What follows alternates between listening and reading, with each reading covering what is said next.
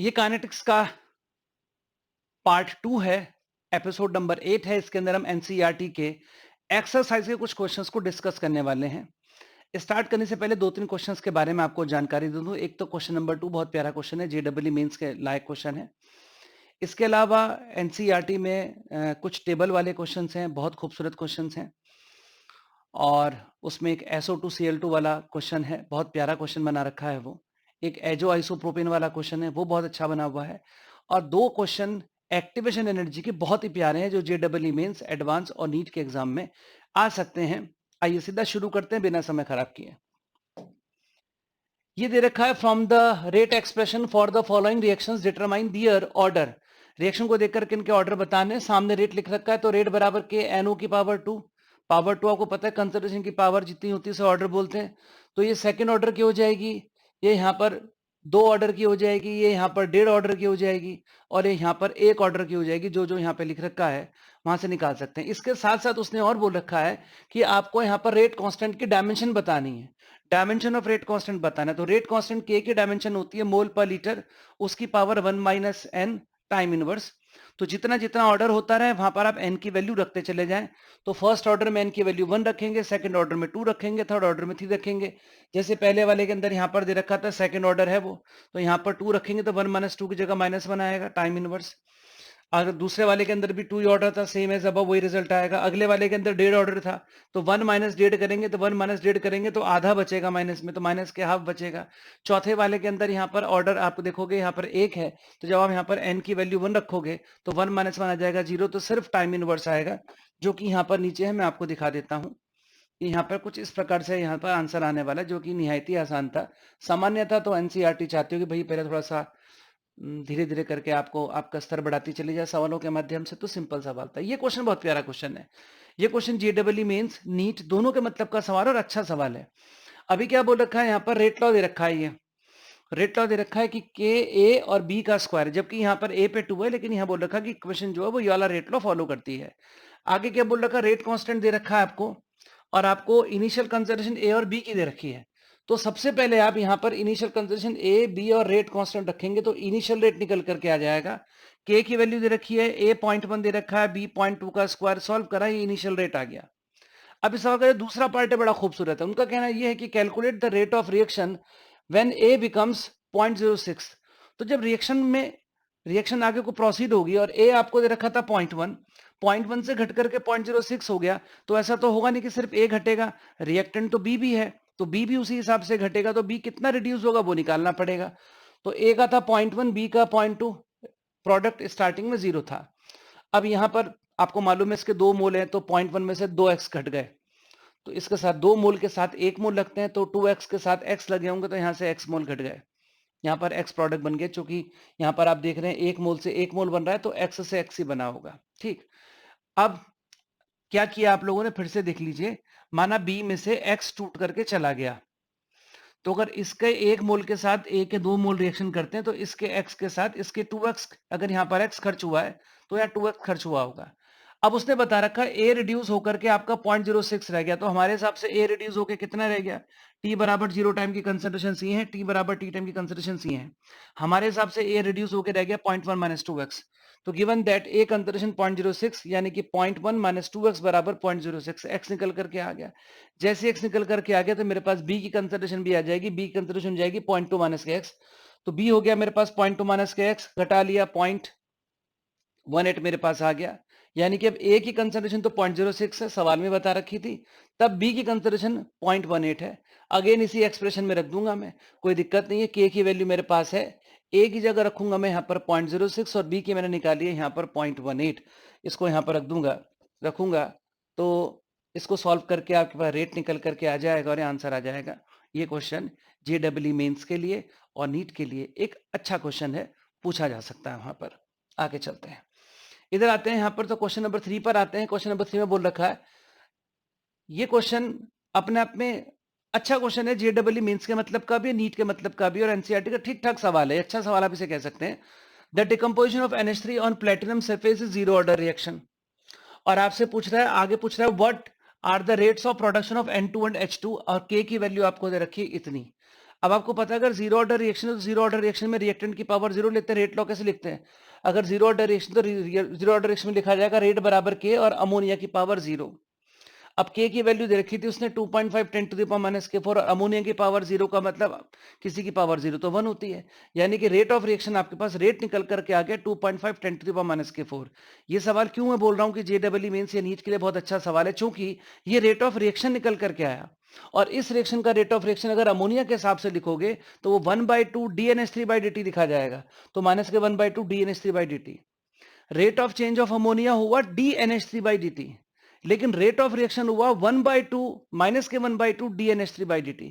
ये यहां से इसकी वैल्यू आई और आपसे अभी पूछा है rate of change of N2 और H2। तो अगर आप इन दोनों में रिलेशन देखेंगे तो कैसे करोगे?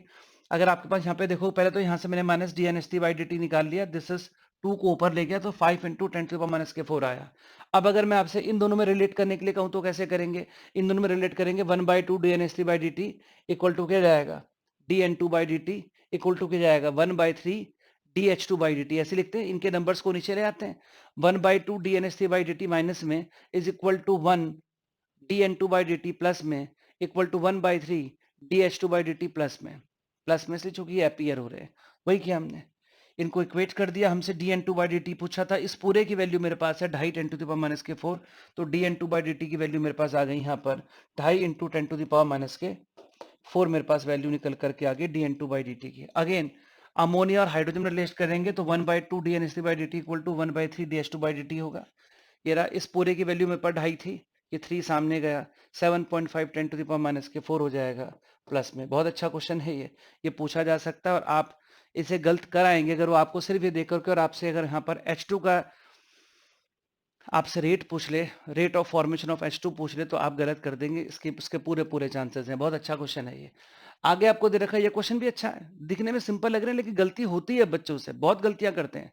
इसमें निश्चित गलती कर देंगे। इसमें भी सारे क्वेश्चंस बहुत बढ़िया हैं। ये काइनेटिक्स के क्वेश्चंस अगर आपको करने हो तो एनसीईआरटी से बेहतरीन सवाल कहीं नहीं है। एनसीईआरटी के सवाल दी बेस्ट हैं काइनेटिक्स के क्वेश्चंस की प्रैक्टिस करने के लिए, कहीं जाने की जरूरत नहीं है। एनसीईआरटी ने बहुत सुंदर सवाल बनाए हैं।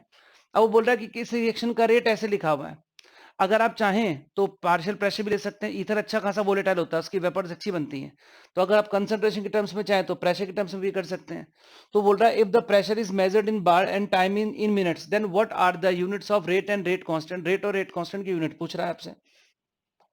तो रेट तो होता है change in concentration upon change in time. अब यहाँ पर वो बोल रहा है कि प्रेशर के टर्म्स में करिए, तो change in concentration upon change in time की जगह change in pressure upon change in time करना पड़ेगा। तो प्रेशर अपॉन टाइम करना पड़ेगा तो बार पर मिनट आ जाएगा। अब आगे रेट बराबर के और प्रेशर की पावर 3/2, उसने खुद बोल रखा है सवाल में, ये देखो उसने खुद बोल रखा है प्रेशर की पावर 3/2 इस फॉर्म में आप लीजिए। तो मैंने वही लिखा है यहाँ पर, रेट बराबर के प्रेशर की पावर 3/2। अब प्रेशर की पावर 3/2 सारी चीजें रख लीजिए। रेट की यूनिट अभी निकाली बार पर मिनट, के की यूनिट पूछी हुई है, इधर बार की पावर 3/2 का मतलब 1.5, इसको वहां ले आइए तो के की यूनिट आ जाएगी बार की पावर -1/2 मिनट इनवर्स। अब एक चीज यहाँ पर, ये चीज पिछले उसमें अगर आपने पिछला वीडियो किया हो तो उसमें भी थी, mention the factors that can affect rate of a chemical reaction. बात को ध्यान रखिए, बहुत जरूरी बात है। रेट और रेट कांस्टेंट को फैक्टर्स जो अफेक्ट कर रहे हैं वो अलग अलग हैं। रेट तो हर चीज से प्रभावित होता है, टेम्परेचर बढ़ा दोगे तो रेट चेंज हो जाएगा, क्योंकि रेट डिपेंड करता है इफेक्टिव कोलिजन पर।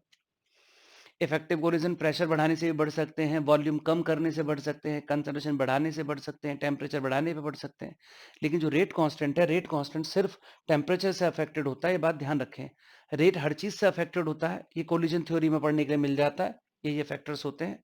लेकिन रेट कांस्टेंट जो है वो सिर्फ टेम्परेचर से अफेक्टेड होता है, पूछा जा सकता है, आपको आना चाहिए। 5वां क्वेश्चन था। छठे क्वेश्चन पे लेकर के आता हूं, बड़ा सिंपल सा क्वेश्चन था। ये क्वेश्चन सामान्य है, ये किसी मतलब का नहीं है। यहाँ पर ये पूरा सेगमेंट एक साथ रखा हुआ है, सारे क्वेश्चन सिंपल है, कोई आपसे इन्हें किसी प्रतियोगी परीक्षा में तो शायद नहीं पूछने जा रहा।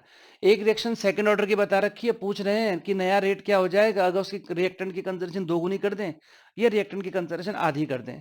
तो बिल्कुल सामान्य सा केस है, कोई बहुत बड़ा कार्यक्रम नहीं है। ये देख लेते हैं, ये होता है हमारे पास R1/R2 बराबर C1/C2 के पावर n होता है। ऑर्डर की डेफिनेशन में आता है, कंसंट्रेशन दुगनी करने पर क्या हो जाएगा, तो C की जगह 2C कर दीजिए। ऑर्डर तो 2 बता ही रखा है यहाँ पर, तो रेट निकालेंगे तो R2 बराबर 4 टाइम्स ऑफ R1 आ जाएगा। और अगर कंसंट्रेशन आधी कर देंगे तो कंसंट्रेशन अगर आधी कर देंगे तो उसकी जगह आधी कर दीजिए, आधी करेंगे तो C इसकी जगह C1 तो C रखेंगे, C2 की जगह आपने C/2 रख दिया, तो यहाँ पर जो रेट आएगा, नया रेट आएगा, पहले वाले रेट का 1/4 आएगा। सामान्य तरीका है। ये क्वेश्चन और अच्छा बन सकता है अगर इसमें कंसंट्रेशन की जगह वॉल्यूम का इस्तेमाल किया जाए, तो क्वेश्चन बहुत प्यारा हो जाएगा। अगर ये बोलते हैं कि डब्बे का जो वॉल्यूम है, कंटेनर का वॉल्यूम दुगना कर दिया जाए या कंटेनर का वॉल्यूम हाफ कर दिया जाए, तो अच्छा क्वेश्चन हो जाएगा। क्या कहना चाह रहा हूँ सुनिए, मैं क्या बोलना चाह रहा हूँ। मैं ये बोलना चाह रहा हूँ, अभी तो ये रहा, आपको बोल रखा था यहाँ पर, ये रहा R1/R2 इक्वल टू C1/C2 की पावर n बोल रखा था। आपको बोला जाए कि नया रेट बताइए अगर मैं इसका वॉल्यूम आधा कर दूं तो आपको पता है कंसंट्रेशन और वॉल्यूम में रेसिप्रोकल का रिलेशन है। तो यही relation R1/R2 equal to V2/V1 की पावर n हो जाएगा, क्योंकि रिलेशन रेसिप्रोकल में चल रहा है। अब क्वेश्चन अच्छा हो गया। आपसे बोला कि नया रेट क्या हो जाएगा अगर वॉल्यूम दुगुना कर दूं। अब अगर आप वॉल्यूम दुगुना कर देंगे तो आप समझ लीजिए R1/R2 अगर आपने वॉल्यूम दुगुना कर दिया, 2V कर दिया, तो उसकी पावर आप यहाँ पर n ये रखेंगे। तो अब आप जब यहाँ पर R2 निकालेंगे तो R2 इक्वल टू हो जाएगा R1/4, यानी कि जो आपका नया रेट, ये 4 आ गया, नीचे चला जाएगा, यानी कि जो नया रेट आएगा वो पुराने रेट का 1/4 आ जाएगा। अगर मैं वॉल्यूम इसका 2 गुना कर दूं, तो वॉल्यूम हाफ कर दूं तो 4 टाइम हो जाएगा नया रेट। तो कंसंट्रेशन के बजाय अगर वॉल्यूम के टर्म्स में सवाल पूछा जाए तो सवाल थोड़ा सा अच्छा हो जाता है और हल्का सा ट्रिकी आपसे बोल सकते हैं हो जाता है। चलिए, तो ये सब सामान्य सी चीजें थी। 4.7 देख लेते हैं। What is the effect of temperature on rate constant? अभी आपसे बात हुई है। On reaction, how can this temperature affect the rate constant be represented quantitatively? Rate constant पे टेम्परेचर का क्या प्रभाव पड़ता है क्वांटिटेटिवली, आप इसे कैसे देखते हैं? क्या आपके पास कोई फॉर्मूला भी है? तो इससे पिछले वीडियो में बात हुई थी कि जब हम टेम्परेचर बढ़ाते हैं तो टेम्परेचर बढ़ाने पर रेट ऑफ रिएक्शन बढ़ता है। और अमूमन अगर रूम टेम्परेचर से 10 डिग्री बढ़ाओ, 25 से अगर आप 35 डिग्री सेल्सियस लेकर के जाते हो तो रेट ऑफ रिएक्शन लगभग दुगना हो जाता है, क्योंकि एक्टिव मॉलिक्यूल्स की संख्या लगभग दुगनी हो जाती है। पिछले वीडियो में भी ये सवाल था, वहां देख सकते हो। और यहाँ पर रिलेट करने के लिए हमारे पास जो फॉर्मूला है वो फॉर्मूला ये रहा, लिख रखा है यहाँ पर। अगर आप बिकम्स डबल हो जाता है अगर 10 डिग्री राइज करते हो, और ये रिलेशन जो क्वांटिटेटिव एस्टिमेशन करके देता है। 4.8 दे रखा है, देखो इस क्वेश्चन के अंदर दे रखा है एस्टर की कंसंट्रेशन दे रखी है अलग अलग टाइम पर। 0 टाइम पर इतनी, 30 पे इतनी, 60 पे इतनी, 90 पे इतनी। और आपसे कह रखा है calculate average rate of reaction between the time interval of 30 से 60। 30 से 60 के बीच में एवरेज रेट निकालिए। तो एवरेज रेट निकालने के लिए चेंज इन कंसंट्रेशन 30 से 60 के बीच में divided by change in time, वही किया हमने। कितनी थी? 60 पे 0.17, 30 पे 0.31 था। आइए देखो, तो D ester upon D T, change in ester concentration upon change in time, तो 0.17 माइनस के 0.31 डिवाइडेड भी है नेगेटिव 60 से 30। 60 पर इतनी थी, 30 पर इतनी, नेगेटिव में तो आना ही था, क्योंकि टाइम के साथ धीरे धीरे रिएक्टेंट की कंसंट्रेशन घटेगी। इस नेगेटिव साइन को उस तरफ ले आया करें एक्सप्रेशन में। माइनस के D ester upon D T की वैल्यू आगे हमारे पास ही है। दूसरा उसने क्या बोल रखा था? दूसरा उसने बोल रखा था calculate pseudo first order rate constant. Hydrolysis of ester pseudo first order का एग्जांपल होता है, क्योंकि पानी के अंदर ऑर्डर होता नहीं है। अगर आप सीधा इस वीडियो को देख रहे हैं तो उससे पहले वाली वीडियो जरूर देखिए। इससे पहले वाली वीडियो में जो फर्स्ट पार्ट बनाया उसमें एनसीईआरटी का एग्जांपल 4.9 डिस्कस किया है, जो बहुत ही प्यारा एग्जांपल है। अगर सारे काइनेटिक्स के क्वेश्चन में पूछा जाए तो सबसे अच्छा क्वेश्चन वही है, तो वो क्वेश्चन आप जरूर देखिएगा। फर्स्ट ऑर्डर का एग्जांपल है। अब ये ए, ये R0 है, ये R है, ये भी R है, ये भी R है। 0 टाइम पर इतनी कंसंट्रेशन थी, 30 मिनट के बाद इतनी है, 60 मिनट के बाद इतनी है, 90 मिनट के बाद इतनी, सब निकालेंगे हम, फॉर्मूले में रख रख करके निकालेंगे। ये रहा K1, फॉर्मूला होता है 2.303 upon T log R0 upon R। तो 30 पर R की R0 तो यही चल रहा है 0.55। एक बार देख लीजिए आप फिर से, एक बार फिर से देख लीजिए। देखो R0 तो 0.55 चल रहा है, 30 पर R की वैल्यू 0.31 है, 60 पर 0.17 है, 90 पर 0.085 है। 3 बार रखेंगे हम डेटा को। देखो ये रहा पूरा डेटा, देख लीजिए, ये रखा हमने। K1 बराबर 2.303, 30 पर वैल्यू थी 0.31, 60 पर वैल्यू थी 0.17 और 90 पर वैल्यू थी 0.085। R0 तो वही रहने वाला है। सॉल्व करा तो K1 की वैल्यू ये आई, K2 की वैल्यू ये आई और K3 की वैल्यू ये आई। ये सारी की सारी वैल्यूज एक दूसरे के बहुत आसपास की हैं, जो इस बात का पुख्ता प्रमाण है कि रिएक्शन जो है वो फर्स्ट ऑर्डर काइनेटिक्स को फॉलो कर रही है, चूंकि के की वैल्यूज ऑलमोस्ट सेम आई हैं। फिर भी अगर आपसे कोई पूछे जी के की वैल्यू है क्या, चूंकि आपकी के की वैल्यू थोड़ा थोड़ा वेरी कर रही है, तो हम ऐसे टाइम पर फिर एवरेज रेट कांस्टेंट निकालेंगे। तो के एवरेज कैसे निकालेंगे? ये प्लस ये अपॉन 3 कर देंगे।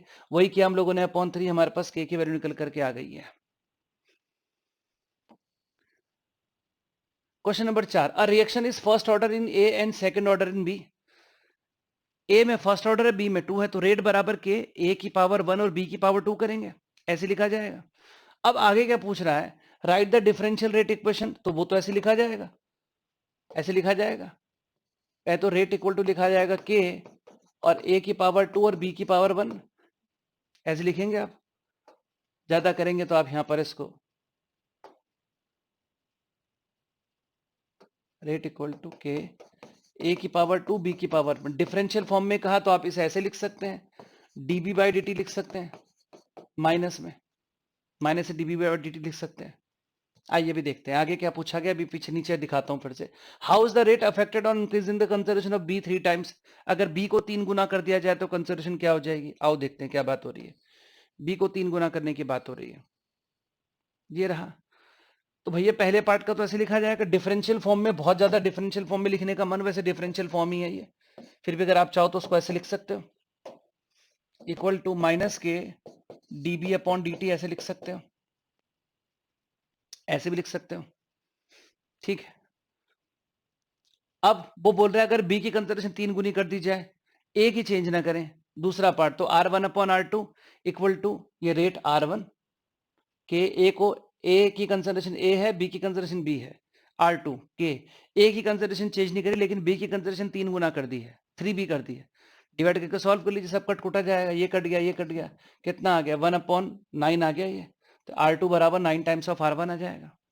और दूसरे वाले पार्ट में क्या बोलता है वो, अगले वाले पार्ट में बोलता है, इसके अंदर बोलता है how is the rate affected, आप देख सकते हैं how is the rate affected when the concentration of both A and B are double, अगर ए और बी दोनों की कंसंट्रेशन डबल कर दी जाए तब क्या होगा, अगेन यही रिपीट मार देंगे हम लोग, अगर ए और बी दोनों को डबल कर दिया जाए तो ये रहा, पहले तो रेट एक्सप्रेशन ये था के ए बी स्क्वायर, R2 के 2a कर दिया, इसको 2b कर दिया, तो करोगे सॉल्व करोगे सब कट कुटा जाएगा, ये कट गया यहाँ पर, ए भी कट गया यहाँ पर, ये बी भी कट जाए, बी भी कट जाएगा, तो 2 2 जा 4 2 जा 8 आ जाएगा नीचे, R2 बराबर 8 टाइम्स ऑफ R1 आ जाएगा। सिंपल क्वेश्चन थे। अब हम आते हैं यहाँ पर, हम लोग ये 9 तक कर चुके हैं शायद, दैट वाज क्वेश्चन नंबर 9, 8 9, ठीक है। तो 10th पे आते हैं। अब ये टेबल बनी हुई है, a reaction between A and B, the initial rate of reaction R0 was measured for the different initial conservation of A and B are given. ये रहा यहाँ पर, जब ए की कंजर्वेशन इतनी थी, बी की इतनी थी, तो रेट ये था, ए की इतनी थी, बी की इतनी, तो रेट ये था, ए की इतनी थी, बी की इतनी, तो रेट ये था। आपसे रिएक्शन का ऑर्डर पूछ लिया। आप पहले यहाँ पे एक डेटा को बड़े स्टाइल से, बड़े मजे से देखें, ए की कंजर्वेशन चेंज नहीं करी, 0.2 से 0.2 ही रही, ए की कंजर्वेशन चेंज नहीं करी, और बी की कंजर्वेशन कर दी मैंने 0.3 से 0.1, ए की कंसिडरेशन को परिवर्तित नहीं किया, बी की चेंज करी, उस वक्त रेट तो चेंज हुआ नहीं। और ऑर्डर किसे बोलते हैं, ऑर्डर बोलते हैं उसे कि जब हम रिएक्टेंट की कंसिडरेशन में चेंज करें, तो अगर रेट ऑफ रिएक्शन में परिवर्तन होता है तो बोलते हैं कि उस चीज के अंदर ऑर्डर है। मैंने कंसिडरेशन दुगनी करी, रेट 2 गुना हो गया, कंसिडरेशन दुगनी करने से रेट 2 गुना हो गया, इसका मतलब उसके अंदर ऑर्डर 1 है।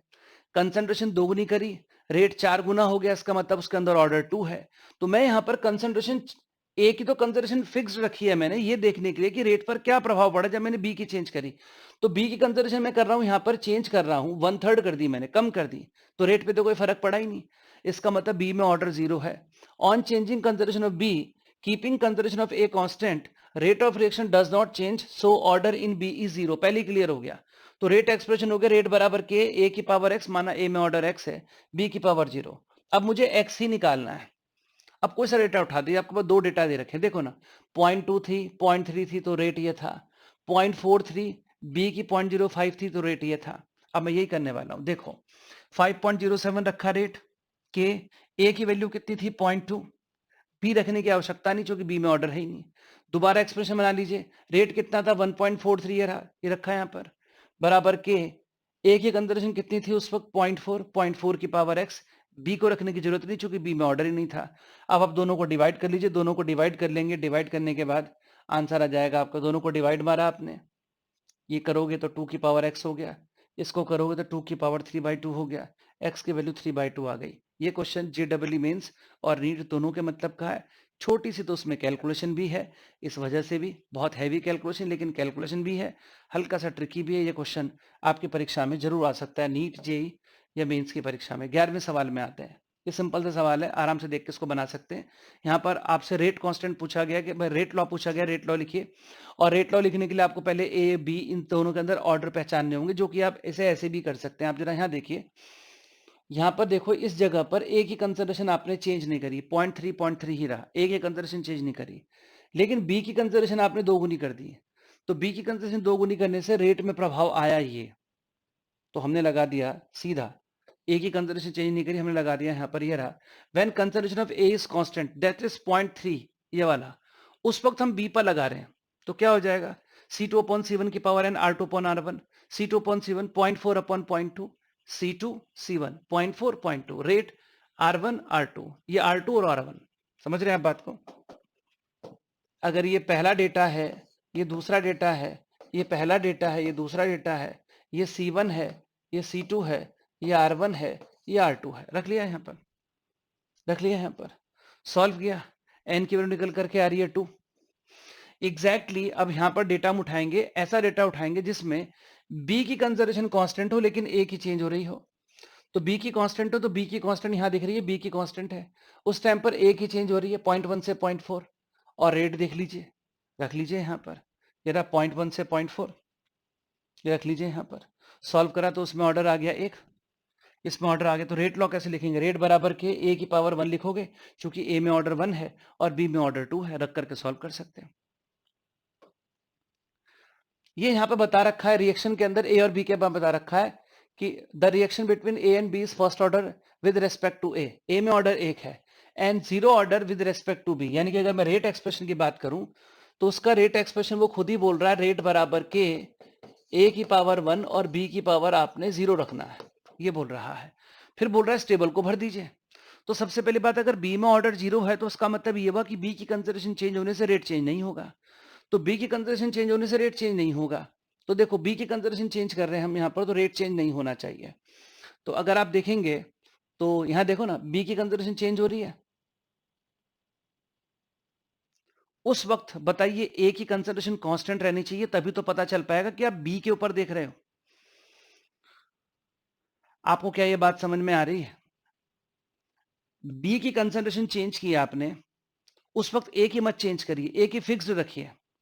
बी की कंसिडरेशन चेंज करिए, ए की फिक्स्ड रखिए, ताकि पता चल पाए कि रेट पर जो भी प्रभाव पड़ रहा है वो बी की वजह से पड़ रहा है। तो बी की कंसिडरेशन चेंज करने पर 0 ऑर्डर बता रखा है बी में, तो बी की कंसिडरेशन चेंज करने पर रेट ऑफ रिएक्शन में फर्क ना पड़े, तो रेट ऑफ रिएक्शन में फर्क नहीं पड़ रहा है यहाँ पर। जब मैं बी की कंसिडरेशन चेंज कर रहा हूं तो मुझे ए की कंसिडरेशन क्या रखनी पड़ेगी, कांस्टेंट, तो यहाँ 0.1 m भरा जाएगा। अब इधर देख लीजिए, बी में तो ऑर्डर है नहीं, ए में ऑर्डर निकालना, और ए में ऑर्डर कैसा बता रखा, फर्स्ट ऑर्डर। तो रेट कितना, आप पहले एक्सप्रेशन बना लीजिए, R1 अपॉन R2 बराबर C1 अपॉन C2 की पावर n करेंगे, तो C1 अपॉन C2 की पावर n करेंगे तो n की जगह 1 रखेंगे, क्योंकि इसका ऑर्डर बता रखा है 1। तो R1 अपॉन R2 बराबर C1 अपॉन C2 की पावर n, और B मैंने नहीं लिया क्योंकि B के अंदर वैसे भी ऑर्डर 0 चल रहा है, बता दिया गया कि B के अंदर ऑर्डर 0, तो रखिए यहाँ पर। तो ये रहा आपके पास R1 अपॉन R2, ये रख दिया मैंने R1 अपॉन R2। तो C1 एक मेरे को मालूम है, C2 निकालने का है, तो सॉल्व करके निकाला मैंने, तो x की वैल्यू आ गई मेरे पास 0.2, तो इस जगह पे भरा जाएगा 0.2। अब आपको ये जगह भरनी है, अब आपको ये जगह भरनी है, वाली जगह कैसे भरेंगे, तो यहाँ पर इसको भरने के लिए इसको आपने यहाँ पर 4 गुना किया, इसको भी आपने 4 गुना करा, तो रेट कितने गुना हो जाना चाहिए, तो आइए देख लेते हैं, इसको भर लीजिए। कैसे करेंगे, आपको पहले से ही पता है कि जो रेट एक्सप्रेशन है वो रेट एक्सप्रेशन हमारे पास होता है रेट बराबर के ए की पावर 1 और बी की पावर 0 है। तो अगर आप R1 upon R2 equal to करोगे तो concentration of A C1 upon C2 की पावर n करोगे, सिर्फ ए की कंसंट्रेशन रखोगे, बी की रखनी नहीं पड़ेगी आपको, क्योंकि बी की तो पावर 0 चल रही है। तो आपको ये जगह भरनी है, तो ये रहा आपके पास R1 2 into 10 to the power minus के 2 upon 2 into 10 to the power minus के 2 अपॉन R2 आपको निकालना है C1 अपॉन C2, इसकी बात चल रही है, तो C1 अपॉन C2 में 0.1 अपॉन 0.4 रखेंगे, 0.1 अपॉन 0.4, और इसकी पावर चल रही है यहाँ पर 1। अब आप इसे सॉल्व कर लीजिए, सॉल्व करके क्या आएगा, आइए सॉल्व करते हैं। तो ये कितना आ गया आपके पास, 2 into 10⁻⁻⁴ upon R2 equal to आ गया 1/4। तो R2 इक्वल टू आ गया आपके पास 8 इंटू 10⁻⁻⁴, यानी कि आपका जो रेट निकल करके आएगा वो आएगा 8 इंटू 10⁻⁻⁴। ये काफी अच्छा क्वेश्चन है। 8 इंटू 10⁻⁻⁴ यहाँ पर आने वाला है, तो ये आ जाएगा आपके पास 8 इंटू 10⁻⁻⁴। 13th क्वेश्चन बिल्कुल सिंपल क्वेश्चन है। आपको बोल रखा था यहाँ पर calculate the half life of a first order reaction, है ना, और उनके रेट कांस्टेंट्स की वैल्यू जो है ये दे रखी है। अगर वो इस सवाल में फर्स्ट ऑर्डर रिएक्शन न भी बोलता तो वैसे भी के की वैल्यूज की जो यूनिट है, second inverse, minute inverse, year inverse, ये जो टाइम इनवर्स होती है ये फर्स्ट ऑर्डर के अंदर ही होती है। और ये टाइम इनवर्स जो यूनिट होती है चूंकि फर्स्ट ऑर्डर में होती है, तो अगर वो न भी क्वेश्चन के अंदर बोलता तो सिर्फ आप इनसे भी देख करके पता लगा सकते थे। सॉल्व करना बड़ा आसान है। के बराबर 0.693 अपॉन टी हाफ होता है। आपसे उसने पूछा हुआ है यहाँ पर कि आप इनके टी हाफ बताइए, तो टी हाफ बताने के लिए आपको यहाँ पर इनके टी हाफ बताने के लिए यहाँ पर आपको तो T half equal to 0.693 upon K है। तो 0.693 अपॉन के की वैल्यू 200 है, यहाँ पर 200 रख लिया, यहाँ पर 2 रख लिया, यहाँ पर 4 रख लिया। आंसर जैसे यूनिट दे रखी उसी में आएगा। यहाँ पर सेकंड में आंसर आएगा, यहाँ पर आंसर मिनट में आएगा, यहाँ पर आंसर ईयर में आएगा। यहाँ पर टाइम की यूनिट चेंज करने की आवश्यकता नहीं होती है। 14 question, the half life for radioactive decay of carbon 14 is 5730। तो आपको पता है, तो सबसे पहले आपको इसका पता है टी है, इसकी वैल्यू आपको मालूम है। और आगे एक सैंपल दे रखा है लकड़ी का, उसके अंदर कार्बन 14 एक्टिविटी पहले जितनी थी, अगर पहले 100 रही हो तो अब 80% घट करके रह गई है, यानी कि 80 रह गई है। सीधा सॉल्व कर लेते हैं। के बराबर ये एक्सप्रेशन होता है। के को आपको मालूम है फर्स्ट ऑर्डर में 0.693 अपॉन टी हाफ कर लेते हैं, ये बन गया यहाँ पर 0.693। टी हाफ की वैल्यू दे रखी है आपको 5730 लॉग 2.303। आपसे पूछा हो लकड़ी का सैंपल कितने वर्षों पुराना है, लॉग अब ये 100, अगर माना शुरू में एक्टिविटी उसकी 100 रही हो तो आज की डेट में बता रहा है घट करके 80 रह गई, 80 रह गई, लिख रखा। Now 80% activity is left. Solve कर लीजिए, टी निकल करके आ गया, टी की वैल्यू आ गई आपके पास 1845 ईयर्स। कैलकुलेशन तो है, देखो तो करनी पड़ेगी। अब यहां पे आइए 16वें सवाल को देखते हैं। Rate constant for a first order reaction is 60 second inverse. फिर वही, अगर इसमें से फर्स्ट ऑर्डर हटा भी देते, खाली रेट कांस्टेंट बोलते हैं 60 सेकंड इनवर्स, तो पहले से पता होता है फर्स्ट ऑर्डर की है। आगे पूछा how much time will it take to reduce the initial conservation of the reactant to its 116, यानी कि आपने जितना इनिशियल अमाउंट लिया था अब घट करके 1/16 वो रह जाए, तो यहाँ पे कितना टाइम लगेगा। बिल्कुल सिंपल सवाल है, के बराबर ये रहा। अब के आपको अगर आप देखें तो उन्होंने के की वैल्यू रखी आपको 60, तो के की वैल्यू 60 रख दी। 2.303 अपॉन टी लॉग R0। अगर R0 की वैल्यू 1 है तो R जो अगर रिएक्टेंट 1 है तो अब 1/16 बचा रहना चाहिए। तो अगर 1 है तो अब आज की डेट में 1/16 बचा रहना चाहिए। टाइम निकाल लिया, टाइम सॉल्व करके आ गया 4.62 10⁻⁻² सेकेंड्स। एक जगह पर न्यूक्लियर एक्सप्लोजन हुआ। न्यूक्लियर एक्सप्लोजन में बड़ी खराब चीजें निकलती हैं, आपको पता है, हार्मफुल होती है। जापान में हुआ था सबसे पहले, अमेरिका ने नागासाकी हिरोशिमा पे बम गिराए थे। वहीं की दुखद घटना के ऊपर आधारित एक सवाल है। बोला कि उसमें से एक स्ट्रोंशियम 90 नाम का प्रोडक्ट निकला जो कि बहुत ज्यादा रेडियो एक्टिव नेचर का है, और उसकी टी हाफ बता रखी 28.1। तो अगर उसकी टी हाफ 28.1 बता रखी तो पहले के निकल जाएगा, के हो जाएगा मेरे पास 0.693 अपॉन टी हाफ। तो के निकल करके आ गया मेरे पास 0.0247 ईयर्स इनवर्स।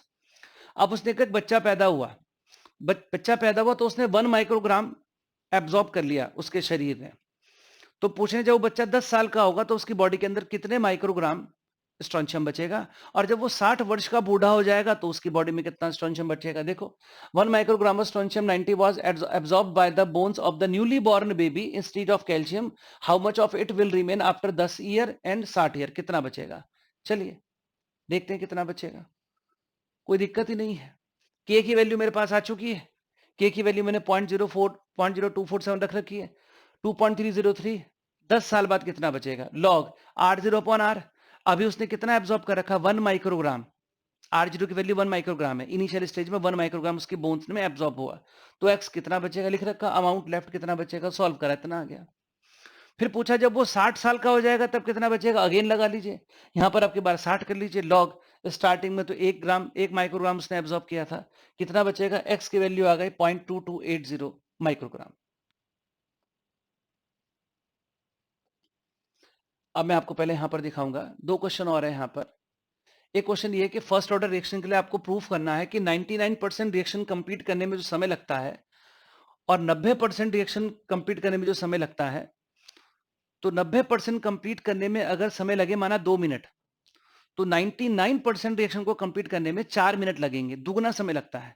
अगर 90% रिएक्शन 3 मिनट में पूरी हो रही है, तो 99% रिएक्शन जो है वो 6 मिनट में पूरी होगी, ये आपसे कहा गया है। आइए ये कैसे प्रूफ करेंगे, तो ये लो, ये रहा K1 बराबर 2.303 T 99%, लॉग अगर 100 लिया होगा तो 100 में से 99 खर्च हो जाएगा, तो 1 बचेगा। और दूसरा K2 बराबर 2.303 अपॉन T90, 90% पूरा होने में, लॉग अगर आपने 100 लिया होगा तो 90% पूरा हो जाएगा, तो सिर्फ 10% बचेगा, तो डिवाइडेड बाय 10। है तो रेट कांस्टेंट एक ही रिएक्शन के, भाई रेट कांस्टेंट तो चेंज नहीं होता, रेट कांस्टेंट तो टेम्परेचर से चेंज होता है, तो टेम्परेचर चेंज करने की बात थोड़ी कही सवाल में। उसने तो बोला कि आप ये बताइए कि 90% पूरा होने में जो लगा समय और 99% पूरा होने में जो लगा समय है वो एक दूसरे के दुगने हैं। तो आइए देख लीजिए कैसे। तो यहाँ पर दोनों K1 K2 बराबर होंगे, दोनों को इक्वेट कर दिया, कट गया। log 100 होता है, log 100 होता है 2 log 10, 2 log 10 हो गया। ये log 10 आ ही रहा था, सॉल्व किया यहाँ पर, तो सॉल्व करके आपको ये मिल गया T99% बराबर 2 टाइम्स ऑफ T90। अच्छा रिजल्ट है, इसको आप याद भी रखेंगे। ऐसा ही एक रिजल्ट T3/4 के लिए भी आता है। T3/4 is equal to 2 times of 2T½ ये फर्स्ट ऑर्डर के लिए आता है। ये भी ऐसा ही रिजल्ट आता है कि 75% पूरी करने में लगा समय हाफ लाइफ का दुगना आता है। ये भी अच्छा रिजल्ट है, इसको भी आप याद रख सकते हैं। और ये एक रिजल्ट जो यहाँ पर आया, ये भी बहुत प्यारा रिजल्ट है, दोनों को आप याद रख सकते हैं। एक क्वेश्चन और यहाँ पर दे रखा है, उसी को देख लेते हैं। 19वां सवाल दे रखा है और 19वें सवाल में बोल रखा है 40 मिनट को कंप्लीट करने में 40 मिनट लगे 30% कंप्लीट करने में रिएक्शन को। मैं आपको दिखा देता हूँ क्वेश्चन, पहले ये रहा। अब first order reaction takes 40 minute for 30% decomposition, तो आपसे कहा कैलकुलेट T½ लो, कुछ है नहीं, 40 मिनट लगे 30% डिकम्पोजिशन में, के निकालो 2.303 अपॉन 40 मिनट लगे लॉग। अगर आपने 100 लिया था तो उसमें से 30% रिएक्शन पूरी हो गई, यानी कि 30% टूट गया, तो कितना बचा, 70% बचा, 70 ग्राम बचा। 100 ग्राम लिया होगा तो 70 ग्राम बचा, के निकल करके आ गया। T½ पूछा हुआ सवाल में, बड़ा सिंपल हो गया है। तो के बराबर तो 0.693 अपॉन T½ होता है, 0.693 अपॉन T½ रखोगे, T½ की वैल्यू आ जाएगी। अब ये यहाँ पर ऐसे टेबल के 2 क्वेश्चन दे रखे हैं, दोनों ही बहुत अच्छे क्वेश्चन से, दोनों ही पूछे जा सकते हैं। इधर यहाँ पर एक एजो आइसोप्रोपेन को गर्म करने के लिए कह रखा है। एजो आइसोप्रोपेन को जब गर्म करते हैं तो एजो आइसोप्रोपेन गर्म करने के बाद टूट जाती है प्रोपेन में और N2 में। अब ये कैसा हुआ, ये तो ऑर्गेनिक केमिस्ट्री का विषय है। अब जबरदस्ती कोई आकर के यहाँ पर डिस्कशन करने लगे कि देखो भैया यहाँ पर फ्री रेडिकल रिएक्शन हो जाएगी, यहाँ से N2 आ जाएगी बाहर और ये आपस में जुड़ करके प्रोपेन बना लेंगे, यूजलेस है। अभी इस जगह पर चूंकि काइनेटिक्स की बात हो रही है तो इसकी चर्चा करना ठीक नहीं है। अब अगर आप इसको देखें तो अगर इसको छोड़ें आप, तो नॉर्मली ये एक गैसेस प्रोडक्ट ए है, इससे बी और सी बन रहा है। अगर आप इस रिएक्शन को सिंपल देखें तो A gives B plus C type की रिएक्शन हो जाएगी। सब गैस है यहाँ पर, तो हमने यहाँ पर ए बी सी की टर्म्स में लिख दिया है। अब चलिए, अब देखो क्या है यहाँ पर, पहले कुछ एक्सप्रेशन बना लेते हैं। टी बराबर 0 टाइम पे माना इसका प्रेशर P0 है। रिएक्टेंट होते हैं, प्रोडक्ट तो शुरू में होता है तो 0 लेना पड़ेगा। अब माना कुछ समय बीता, इसमें से कुछ x टूट करके चला गया, तो 1 मोल से चूंकि 1 मोल बनता है तो x से x बनेगा, और 1 मोल से 1 मोल बनता है इसलिए यहाँ पर x से x बनेगा, ये भी ऐसे करना पड़ेगा। अब अगर कंटेनर के अंदर टोटल प्रेशर की बात करें तो ये रहा P टोटल, किस किस के बराबर होगा, A का प्रेशर, B का प्रेशर, C का प्रेशर, तीनों का जोड़ दिया। A का P0 माइनस x, इसका x, इसका x, कट कुटा करके x की वैल्यू आ गई PT माइनस P0। अब फर्स्ट ऑर्डर के एक्सप्रेशन में लगाइए। फर्स्ट ऑर्डर का एक्सप्रेशन होता है K बराबर 2.303 upon T log initial upon जो बचा है टी टाइम के बाद P0 upon P0 minus x, और x का वैल्यू अभी भी आपने PT माइनस P0 निकाला, तो K बराबर 2.303 अपॉन T लॉग P0 और ये x की वैल्यू आप यहाँ पर प्लेस कर दीजिए। सॉल्व करेंगे तो फाइनली रिलेशन आ गया आपके पास ये अलग अलग रिएक्शन में बदलता चला जाएगा। अगर मैं यहाँ पर इसको 2 कर देता, अगर ये 2 मोल बन रहे होते 2 होता तो यहाँ पर 2x आता, 2x आता तो फिर यहाँ पर x की वैल्यू कुछ अलग आती है, आप समझ रहे होंगे। यहाँ पर एक 2x आता, इधर अपॉन 2 में आता, इसको सॉल्व करते तो अपॉन 2 में जाता, फिर ये पूरे एक्सप्रेशन का रूप बदल जाता। तो ये काफी पूछा जाता है इस प्रकार के सवाल। स्टोइशियोमेट्री चेंज कर दीजिए तो x की वैल्यू बदल जाएगी, x की वैल्यू बदल जाएगी तो जो इक्वेशन है का जो एक्सप्रेशन है पूरी तरह से बदल जाएगा। फिलहाल तो सवाल में ऐसा कुछ नहीं कर रखा था, तो हम फिलहाल इसको सिंपल लेते हैं, ये रिलेशन है। अब आप यहाँ पर टेबल को देख लीजिए, ये देखो टेबल, ये देखो टेबल, इस टेबल के अंदर दे रखा है अलग टाइम पर, ये P0 है, ये PT है, ये PT है। 0 टाइम पर इतना प्रेशर है 35, 360 पे 54 है, 720 पर 63 है, 360 पे 360 पर 54 है, 720 पर 63 है। आइए यूज कर लेते हैं, 2 बार रेट कांस्टेंट निकालेंगे। P0 तो 35 ऊपर दिख रहा है, रख लीजिए, 2 बार निकालेंगे।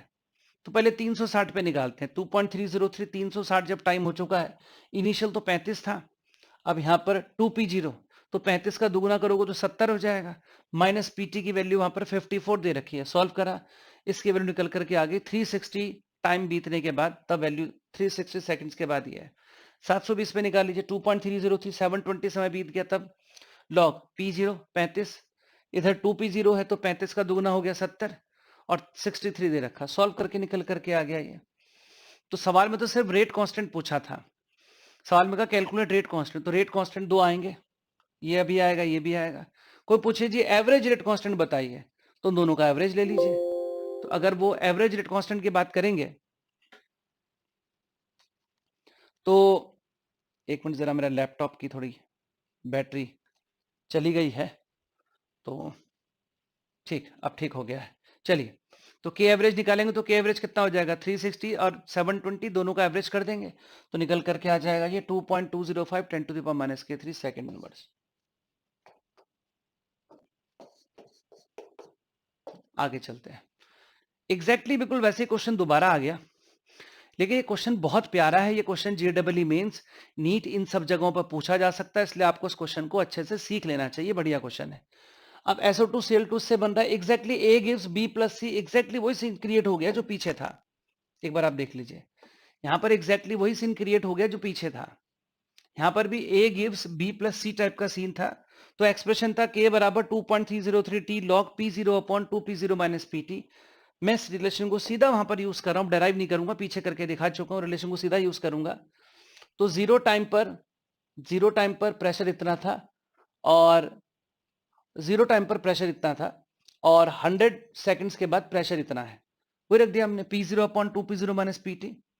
तो के निकालेंगे 2.303 अपॉन 100, जब 100 टाइम हो गया, P0 की वैल्यू 0.5 है, 0.5, इधर नीचे 2P0 है तो 0.5 का दुगुना करोगे तो 1 आएगा, माइनस के PT सॉल्व किया तो के की वैल्यू आ गई मेरे पास ही है। मैंने पीछे डेरिवेशन कैसे की थी एक बार दोबारा देख लेते हैं। तो इधर इसका स्टार्टिंग में यहाँ पर P0 था, इधर 0 0 था, P0 में से x गया, इधर x, P टोटल के लिए सबको जोड़ना पड़ेगा, तो P टोटल के लिए इन सबको जोड़ना पड़ेगा, तो P टोटल 0.65 दे रखा है सवाल में, देखो P टोटल दे रखा है सवाल में, P टोटल दे रखा है 0.6, P टोटल सवाल में दे रखा है 0. तो आपसे पूछ रखा था उन्होंने सवाल में calculate the rate of the reaction when total pressure is 0.65। तो टोटल प्रेशर अगर 0.65 हो तब रेट क्या आएगा, तो 0.65 टोटल प्रेशर, P0 की वैल्यू वही 0.5 है, यहां से x निकल करके आ गया 0.15। अब रेट निकालना था तो रेट बराबर के प्रेशर ऑफ SO2Cl2 इस्तेमाल करेंगे।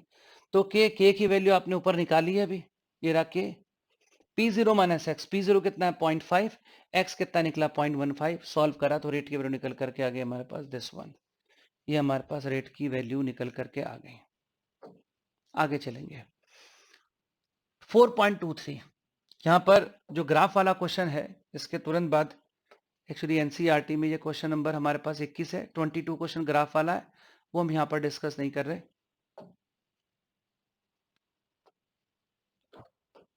23 question, rate constant for the decomposition of hydrocarbon is इतना। अब सेकंड इनवर्स ऑब्वियस बात है, फर्स्ट ऑर्डर का हो गया। If the activation energy is इतने किलोजूल पर mole, what will be the value of pre exponential factor, यानी कि ए निकालना है। अब हमारे पास रिलेशन होता है ये k बराबर a e to the power minus e upon RT होता है, दोनों तरफ लॉगरिथम लेते हैं तो एक्सप्रेशन बनता है ये। इस एक्सप्रेशन को अगर आप देखोगे तो यहां पर इन्होंने log k equal to log a minus के e अपॉन 2.303 RT, ये आपको पता है आर्हीनियस इक्वेशन पर दोनों तरफ लॉग लेने के बाद आता है, तो इसको उधर ले आइए, तो लॉग ए इक्वल टू इसके साथ प्लस में चला जाएगा, ये हो जाएगा। आपसे ए ही पूछ रखा है, लॉग के की वैल्यू आपको दे रखी है, ये रही वैल्यू, ये पूरी वैल्यू यहाँ पर प्लेस कर दी, प्लस ई की वैल्यू आपको एक्चुअली में दे रखी है किलो जूल में, तो किलो जूल की जगह जूल में चेंज करेंगे। 2.303 आर की वैल्यू 8.314, टेम्परेचर 546 रखेंगे, लॉग ए आ गया इतना, एंटी लॉग लेंगे तो ए की वैल्यू आ जाएगी 3.9 10 टू द पावर 12। अब आगे चलेंगे, दूसरा दे रखा कंसिडर सर्टेन रिएक्शन, ये हो रही है के दे रखा है इसका, calculate the conservation of A remaining after 100 seconds if the initial conservation of A is 1 मोल। तो आपको यहीं से पता चल रहा है फर्स्ट ऑर्डर की सेकंड इनवर्स लिख रखा है, ये इस क्वेश्चन में खासियत थी, बाकी तो कुछ है नहीं। तो लिख रखा है यहाँ per unit of rate constant shows that reaction is of first order, तो के की वैल्यू आपको दे रखी थी, इनिशियल कंजर्वेशन आपको दे रखी है, 100 सेकंड के बाद पूछ रहा है कितनी हो जाएगी। यहाँ पर एक चीज का जरूर ध्यान रखा करें कि जो टाइम इस्तेमाल हो रहा है और जो रेट कांस्टेंट है उनके अंदर जो यूनिट्स है वो एक जैसी हो। कई बार रेट कांस्टेंट दिया होता है मिनट में और आपसे पूछ रखा होता है 20 सेकंड्स के बाद बताइए, तो गलती हो जाती है, इससे बचना चाहिए हम लोगों को। आप जरा एक बार देख लीजिए मैं आपको क्या बोल रहा हूँ, इधर ये सेकंड्स में ही दे रखा है और यहाँ पर भी आपसे सेकंड में ही पूछा हुआ है। कई बार ये सेकंड्स में दिया होता है मिनट में पूछ लिया जाता है, तो गड़बड़ हो सकती है, बड़ी छोटी सी सिली मिस्टेक हो सकती है, उससे बचना चाहिए हम लोगों को। यहाँ से एक्स सॉल्व करके निकाला, एक्स की वैल्यू आ गई 0.135 मोल पर लीटर। अगले क्वेश्चन पे आते हैं 25वां, सुक्रोज का डिकम्पोजिशन हो रहा है एसिडिफाइड सोल्यूशन के अंदर ग्लूकोज इनटू फ्रक्टोज में according to first order rate law, उन्होंने बोल दिया फर्स्ट ऑर्डर फॉलो हो रहा है। टी हाफ दे रखा है 3, अब अगर टी हाफ दे रखा है 3 आर्स में, तो के निकाल लीजिए, के हो जाएगा 0.693 अपॉन टी और इतने आर इनवर्स हो जाएगा। अब आगे क्या पूछता है, what fraction of sample of sucrose remains after 8 hours, 8 घंटे के बाद कितना सुक्रोज बचा रह जाएगा। अगर मैंने आपने पहले 100 ग्राम लिया तो 8 घंटे के बाद कितना बचेगा, तो कर लीजिए। तो हमारे पास एक्सप्रेशन तो यही है, तो मैं यहाँ पर के की वैल्यू तो निकाल चुका हूँ 0.231, 2.303, 8 आवर्स के बाद पूछ रहा है log R zero upon R, यही मेरे को निकालना है, तो log R zero upon R ये आ गया, आर जीरो अपॉन आर की वैल्यू आ गई ये, इसको उल्टा कर लीजिए, आर अपॉन आर जीरो, यही तो होगा ना फ्रैक्शन बचा हुआ, आर जीरो मतलब इनिशियल, आर मतलब बचा हुआ। माना शुरू में आपके पास थे 10, अब बचे 2, तो फ्रैक्शन क्या करोगे, 2/10 करोगे, इनिशियल वाले से डिवाइड मारोगे, तो इनिशियल अमाउंट कितना है मेरे पास, आर जीरो है, आर कौन सा है जो अमाउंट अब बचा है, तो आर अपॉन आर जीरो को ही फ्रैक्शन रिमेनिंग फ्रैक्शन बचेगा, R upon R zero 1 upon this कर लिया आपने, 0.158 आ गया। अगर परसेंटेज में बोलेंगे तो 100 से मल्टीप्लाई मार दीजिए, तो ये 15.8% के आसपास आपके पास रिएक्टेंट बचा हुआ है। आगे चलेंगे, अब यहाँ पर एक एक्सप्रेशन दे रखा है, देखो के का एक्सप्रेशन दे रखा है और बोल रखा है ई ए निकालो, तुरंत दोनों तरफ के लॉगरिथम ले लीजिए। हमको पता है के बराबर A e to the power minus E upon R T होता है, तो अगर आप इसके साथ लॉगरिथम से निकालना चाहते हैं, डायरेक्ट करना चाहते हैं, तो आप यहीं पे कंपेयर मार लो, के हो गया, ये एक ही जगह है पूरा सेकंड इनवर्स में, और ये e to the power minus E upon R T हो गया, और e to the power minus 2800 upon T हो गया, कंपेयर मान लीजिए। तो हमारे हिसाब से माइनस के E upon R T equal to minus के 2800 अपॉन टी हो गया, बस यहीं से सॉल्व कर लीजिए। टेम्परेचर टी से टी कट गया, सीधा आर आके सामने मल्टीप्लाई होगा, ई की वैल्यू मल्टीप्लाई हो गई, आर की वैल्यू 8.314 होती है। सॉल्व करोगे अभी ये सिंपल, ये बना जूल में, 1000 से डिवाइड मारोगे तो बन जाएगा किलो जूल पर मोल में, और ये आपके पास आंसर आ जाएगा इतने किलो जूल पर मोल, 232.792 किलो 792 किलो जूल पर मोल में आंसर आ गया। 27वां क्वेश्चन, ये दे रखा है एक्सप्रेशन आपको, और आपसे ई निकालने के लिए बोल रहा है, पूछ रहा है कितने टेम्परेचर पर हाफ लाइफ पीरियड जो वो 256 होगा। कुछ भी करने से पहले सबसे पहले आप इससे रिलेटेड आरएनएस इक्वेशन को लिखिए। आरएनएस इक्वेशन होती है ये, दोनों तरफ लॉग लेते हैं आती है तो ये, और बेस चल रहा है अभी ई का, अगर आपको ई की जगह 10 का बेस करना हो तो आपको 2.303 से मल्टीप्लाई मारना पड़ता है, मार लीजिए 2.30 से पूरे को डिवाइड कर दीजिए, तो रिलेशन बनेगा टर्म्स में ये। अब अगर आप देखेंगे तो लॉग ए की वैल्यू ये रही 14.34, यहां से आप ए निकाल सकते हैं, और माइनस के ई अपॉन 2.303 आर टी की वैल्यू उसके बराबर है, कंपेयर मान लीजिए, तो वही किया after comparison, E upon 2.303 R, इसकी वैल्यू आ गई इतने अपॉन टी, टी से टी कैंसिल आउट हो गया, 2.303 आर सामने मल्टीप्लाई पे जाएगा, ये आया जूल में, ये आया जूल पर मोल में, ये आया जूल पर मोल में, इसी को 1000 से डिवाइड कर दोगे तो किलो जूल पर मोल में हो जाएगा, वैल्यू आ जाएगी 239.339 किलो जूल पर मोल। सेकंड पार्ट में पूछ रखा है कि इसका हाफ लाइफ पीरियड 256 मिनट जो होगा, इसका हाफ पूछ रखा है किस टेम्परेचर पर इसका हाफ लाइफ पीरियड 256 मिनट होगा। सबसे पहली बात, फर्स्ट ऑर्डर की बात चल रही है। हाफ लाइफ आपको दे रखा है 256 मिनट, हाफ लाइफ दे रखा 256 मिनट, यानी कि 256 इंटू 60 सेकेंड्स। सेकेंड्स में क्यों कन्वर्ट किया, क्योंकि वो वहां पर जो के है और टी हाफ है, इनकी यूनिट्स अलग अलग हो रही हैं। मैं आपको फिर से बताऊं, मैं आपको इसलिए बार बार पहले भी बोला इस बात को कि ये इस प्रकार की बदमाशी यहां पर की जाती है। तो आपसे पूछ रखा है, इसका हाफ लाइफ पूछ रहा है कि इसका कैलकुलेट ये फॉर दिस, और यहां पर जो ये ए चलता है इसकी यूनिट सेकंड इनवर्स में होती है 14.34। 14.34 सेकंड इनवर्स में यूनिट चलती है, तो सेकंड इनवर्स में चल रही है तो उसका मतलब के की यूनिट्स भी यहाँ पर सेकंड इनवर्स में होगी। ये बहुत खूबसूरत सवाल हो गया, अगर जेडब्ल्यू मेंस में या नीट के अंदर अगर आ गया तो गलती 100% करेगा बच्चा। उसका कारण ये कि वो यहाँ पर इस टाइम को उठा करके 256 से रख देगा जीटीस, और वो गलत हो जाएगा। तो यहाँ पर चूंकि इधर ये सेकंड में चल रहा है तो आपको के की यूनिट को भी सेकंड इनवर्स में ही लाना पड़ेगा। तो 256 मिनट है, इसके सेकंड बनाए। अब इसको के को यहाँ पर रखा, के बराबर 0.693 अपॉन 10 रखा यहाँ पर, ये मेरी के की वैल्यू आ गई। सवाल में पूछा गया था किस टेम्परेचर पर इसका हाफ लाइफ 256 मिनट होगा, तो मैंने उस हाफ लाइफ का के निकाल लिया।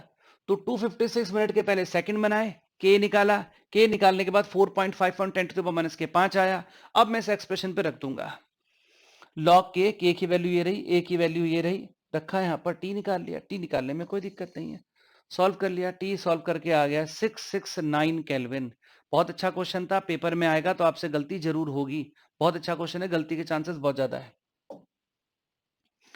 28वां question, decomposition of A into product has value of K, ये के की वैल्यू दे रखी, सेकंड इनवर्स मतलब फर्स्ट ऑर्डर है, and 10 degree at 10 degree and energy of activation 60 kilojoule पर mole, at what temperature would K be इतना, मतलब 10 degree Celsius पर K की वैल्यू उतनी है, तो कितने डिग्री सेल्सियस पर K की वैल्यू उतनी हो जाएगी, ये दे रखी है। रिलेशन हमको मालूम है, रिलेशन होता है, K1 दे रखा है आपको 10, टेम्परेचर दे रखा 10 डिग्री सेल्सियस, अपन केल्विन में यूज करते हैं, 273 280 हो गया, 83 हो गया। K2 भी दे रखा है आपको, पूछ रखा कितने टेम्परेचर पर होगा, ये वाले के की वैल्यू ये दे रखी है, लेकिन ये दे रखी होगी आपको किलो जूल पर मोल में, किलो जूल के जूल बनाना मत भूलिएगा। तो किलो, ये रहा एक्सप्रेशन आरएनएस इक्वेशन से, K2 K1 ये की वैल्यू 60 इंटू 10⁻3, RT रखते हैं 2.303, R की वैल्यू 8.314, 1/283 माइनस के 1/T, सॉल्व कर लीजिए, आंसर डिग्री सेल्सियस में पूछा गया है, सॉल्व करेंगे, सॉल्व करके आ गया आपके पास, पूरा लॉग वगैरह लेंगे, T2 की वैल्यू आपको दे रखी है, सॉल्व करके इतने केल्विन में आया, इसमें से 273 आप सब्ट्रैक्ट करेंगे तो डिग्री सेल्सियस में बन जाएगा, सामान्य था। अब इधर आ जाइए, ये दूसरा अच्छा क्वेश्चन है, मतलब एक्टिवेशन एनर्जी पे बनाया हुआ, बहुत बढ़िया क्वेश्चन है। ये बोल रहा है कि 10% रिएक्शन को कंप्लीट करने में, एक फर्स्ट ऑर्डर रिएक्शन है, 10% रिएक्शन कंप्लीट होने में जो समय लगा 298 केल्विन पर, उतना ही समय 25% रिएक्शन को कंप्लीट होने पे लगा 308 केल्विन पर। तो आपको तो मालूम है कि रिलेशन चलता है के बराबर 2.303 अपॉन टी, तो टी और के को उल्टा कर दीजिए, टी इधर ले आइए, के इधर ले आइए, तो टी बराबर 2.303 अपॉन के लॉग R0 अपॉन R। तो पहले हम बात कर लेते हैं, 10% कंप्लीट हो रहा है 298 केल्विन पर, तो T1 टेम्परेचर 2.303, के निकल रहा है 298 केल्विन पर, लॉग 10% रिएक्शन पूरी करिए तो 100 में से 10 घटा दीजिए तो 90 बचा, यहां से आपने सॉल्व किया, ये एक्सप्रेशन बन गया। दूसरा बोल रहा है 25% रिएक्शन कंप्लीट करने में जो 308 केल्विन पर हो रही है उसे देख लेते हैं। अगेन मैंने ये सब चीज यहां पर अप्लाई कर दी, ये लीजिए अप्लाई कर दी, T2 बराबर 2.303 के 318 लॉग 100 अपॉन 25% रिएक्शन कंप्लीट करने में जो समय लग रहा है उसकी बात चल रही है यहाँ पर। तो 25% रिएक्शन कंप्लीट करने का मतलब यहाँ पर कितना बचेगा, इधर बचेगा 75, 25% रिएक्शन कंप्लीट होगा तो यहाँ कितना बचेगा 75, 100 में से 25 चला गया तो कितना बचना चाहिए 75, ये रहा यहाँ पर, ये 75 आ गया। दोनों टाइम को बता रखा है इक्वल है, फिर से पढ़ लीजिए, the time required for 10% completion of a first order reaction at इतना is equal to that required for 25% completion at 308 kelvin. दोनों टाइम को मैंने यहां पर रख दिया इक्वल, दोनों टाइम को मैंने रख दिया यहां पर इक्वल, दोनों टाइम को मैंने यहां पर रख दिया इक्वल, दोनों को इक्वेट कर दिया, T1 बराबर T2, दोनों टाइम इक्वल रख दिया। टाइम को इक्वल रख के सबसे बढ़िया काम ये होगा कि मेरे पास इन दोनों का रेशो आ गया, तो K318 upon K290 equal to आ गया 2.73, ये मेरे पास रेशो निकल करके आ गया। और इस रेशो को मैं इस्तेमाल कर लूंगा एक्टिवेशन एनर्जी निकालने में। कैसे? क्योंकि मेरे को पता है log K2 अपॉन K1 बराबर EA अपॉन 2.303 R ब्रैकेट में 1 upon T1 minus 1 upon T2 होता है। इसकी वैल्यू मैं निकाल चुका हूं, इसकी वैल्यू है 2.73, यहां रख दूंगा। आर की वैल्यू 8.314। जैसे ही सॉल्व करूंगा एक्टिवेशन एनर्जी की वैल्यू आ जाएगी इतने जूल पर मोल। इसको किलो जूल पर मोल में कन्वर्ट करना हो, डिवाइड कर दीजिए 1000 से, तो 76.640 किलो जूल पर मोल। सवाल में एक बात और बोली गई है, उसने लास्ट में एक लाइन और बोली, उसको भी देख लीजिए। उसका कहना यह है, now we have to calculate rate constant at 318 Kelvin. उसने कहा 318 केल्विन पर रेट भी निकालिए। 318 केल्विन पर रेट कांस्टेंट बताइए कितना आने वाला है। गिवन दैट, और ए की वैल्यू आपको दे रखी है यहां पर इतने सेकंड इनवर्स, ये फ्रीक्वेंसी फैक्टर होता है, कोई दिक्कत नहीं। हमारे पास log k बराबर log a, दोनों का यहाँ पर बेस 10 चल रहा है, यहाँ पर बेस 10 चल रहा है, तो log k बराबर log a minus e upon 2.303 RT था। डाल दीजिए वैल्यू, 318 पे पूछ रहा है, ए की वैल्यू दे रखी है माइनस के ई ए भी ऊपर से हम लोगों ने निकाला ही था, 2.303 RT, आर की वैल्यू रख दोगे, टी की वैल्यू 318 पे पूछ रखा, और ई की वैल्यू आपके पास ये रही। इसको यहां पर भर दीजिए, ई की वैल्यू को क्या भरेंगे, ये आ गया 76640, यहां भर दीजिए। सॉल्व करेंगे तो के की वैल्यू निकल करके आ जाएगी इतने सेकंड इनवर्स। अच्छा क्वेश्चन था। Last question, the rate of reaction quadruples 4 गुना हो गया व्हेन टेम्परेचर चेंजेस फ्रॉम 293 से 313। इतना डेटा सफिशिएंट है एक्टिवेशन एनर्जी निकालने के लिए। log K2 upon K1, rate constant 4 गुना हो गया, अगर पहले 1 रहा होगा तो 4 हो गया। EA निकालना है 2.303, R की वैल्यू 8.314, जब टेम्परेचर आप 293 से 313 ले गए, कुछ करना ही नहीं है, रख दिया एक्सप्रेशन में। EA की वैल्यू सॉल्व करी तो EA की वैल्यू आ गई इतने जूल पर मोल, और अगर आपको इसको कन्वर्ट करना हो किलो जूल पर मोल में तो आपको यहीं पर इसको 1000 से डिवाइड मारना पड़ेगा। 1000 से डिवाइड मारोगे तो आंसर आ जाएगा ये। काइनेटिक्स के एनसीईआरटी क्वेश्चंस बहुत अच्छे हैं, अच्छे से क्वेश्चंस को बनाइए, इनमें से कुछ न कुछ क्वेश्चन आपकी प्रतियोगी परीक्षा में यहां से जरूर आ सकते हैं। मिलते हैं नेक्स्ट एपिसोड में। नमस्कार।